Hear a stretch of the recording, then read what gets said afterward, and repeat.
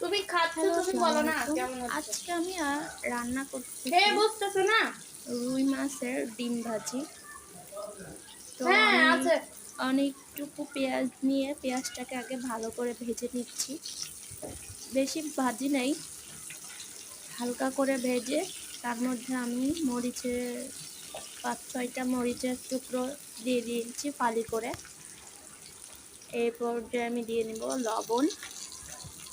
এই ডিমটা ভাজতে বেশি কিছু লাগে না, সামান্য কিছু উপকরণ দিয়ে ডিমটা অনেক সুস্বাদু করে ভাজা যায়।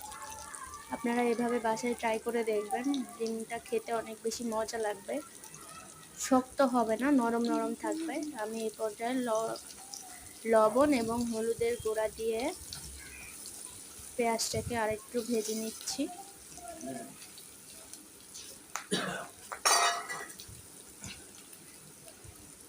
এরপরে দিয়ে দিচ্ছি একটু লাল মরিচের গুঁড়া। ঝাল আপনাদের প্রয়োজন মতো দিবেন।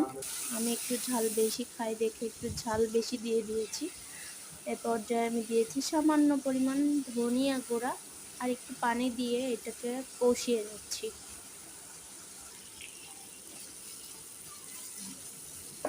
এটা ভালো করে কষানো হয়ে গেছে। এর মধ্যে আমি ডিমগুলো দিয়ে দিচ্ছি। আমি ডিমটাকে হাত দিয়ে ভালো করে না না মাখিয়ে নিয়েছি যাতে দলা দলা না থাকে,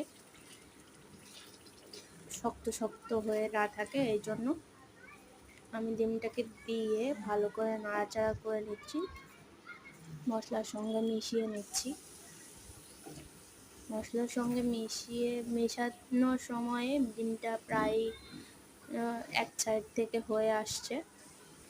এভাবে নাড়তে থাকবেন যাতে নিচে লেগে না যায়, আর ডিমটা সব জায়গায় যেন ভালো মতো করে ভাজা হয়, মশলা মেশানো যায়।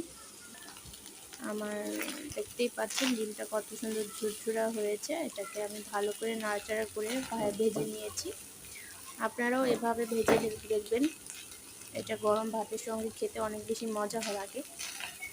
একবার বাসায় ট্রাই করে দেখবেন। আমার রান্না যদি আপনাদের ভালো লেগে থাকে অবশ্যই আমার চ্যানেলটিকে আপনারা সাবস্ক্রাইব করে দিবেন। ধন্যবাদ।